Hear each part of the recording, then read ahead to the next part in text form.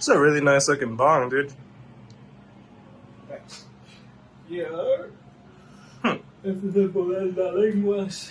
You get us spitting bars and ears. But the creta has to be clean.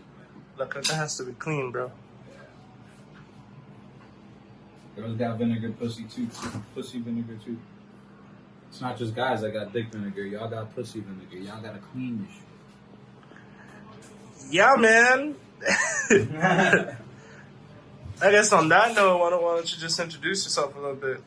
They call me Seltzer. Ooh, yeah. Oh, fuck. So now, quick questions. Yeah, good, brother. I'm gonna go ahead and just get everybody to get to know us a little bit. You and I are part of a hip hop group, Yeah. as it is. We're called Modern Tongues. You, Alex, you do engineering and rapping.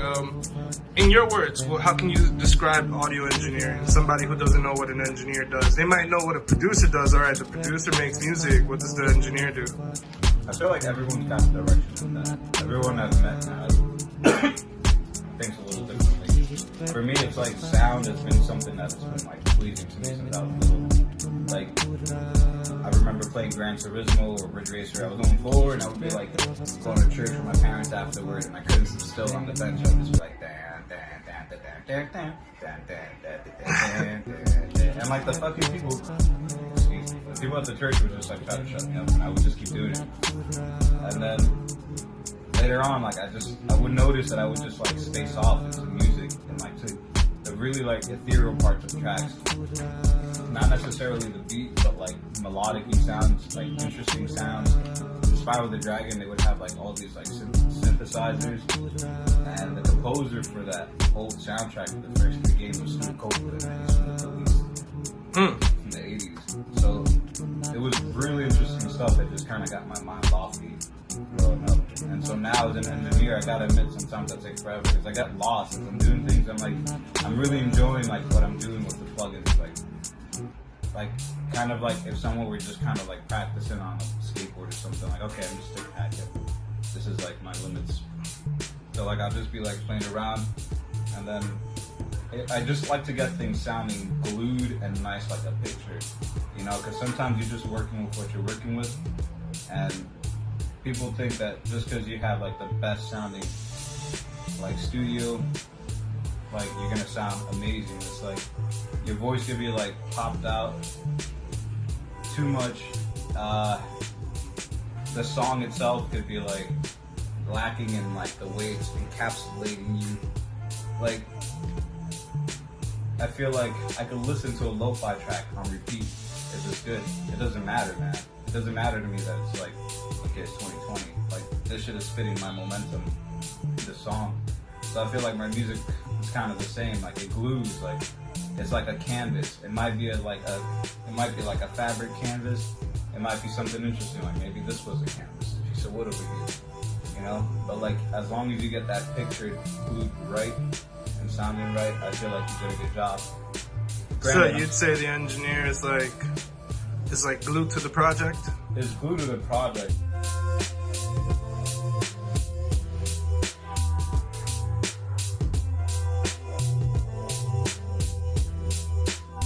So what made you what made you start making music, you know, in general, I guess?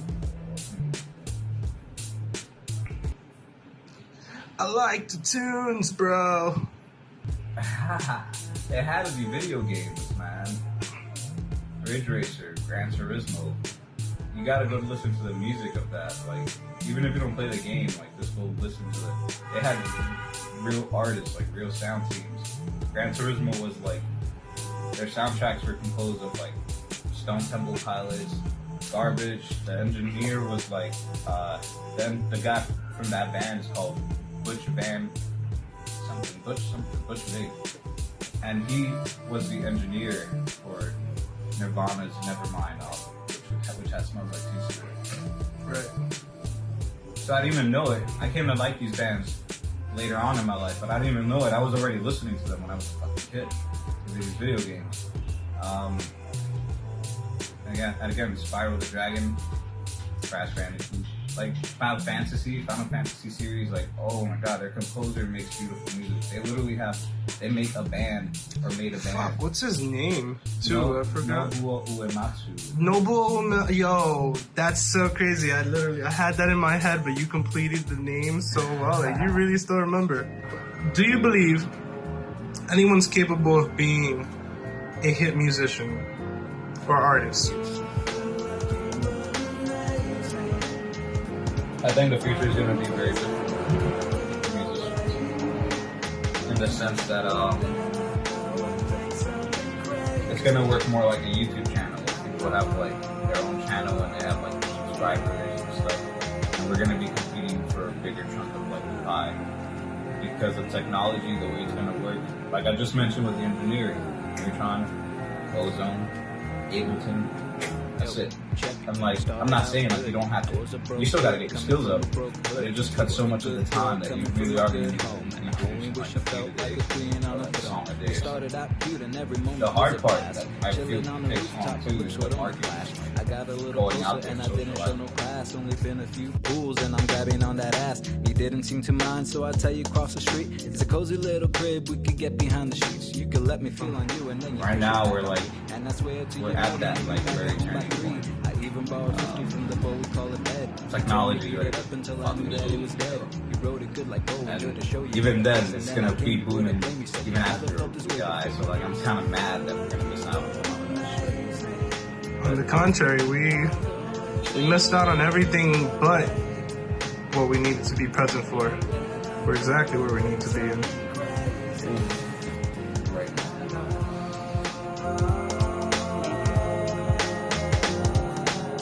But it's a scary feeling. Like the other day, I walked by my dad. I said what's up to him, and I just felt like, damn, this dude is like my duplication code. Like I am like his duplication. But like I felt like a connection. Like if the key went into like a lock, like I felt enlightened.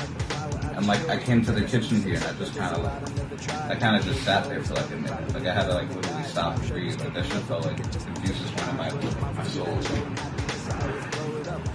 And so I was just really happy about that. So that sometimes you gotta make amends with your parents, yo. Like they're fucking stupid too. They're kids just like us, just growing up, and you know they don't always have the best support systems to like lift them up when they're doing good. People bring you down and we all kind of do this sometimes. Like, you bring someone down when like just. I don't know, I guess not content yourself. 100%. It's always all negative action and reaction to people and things around us come from a discontentness with the moment. And the only thing present in the moment is really our emotions.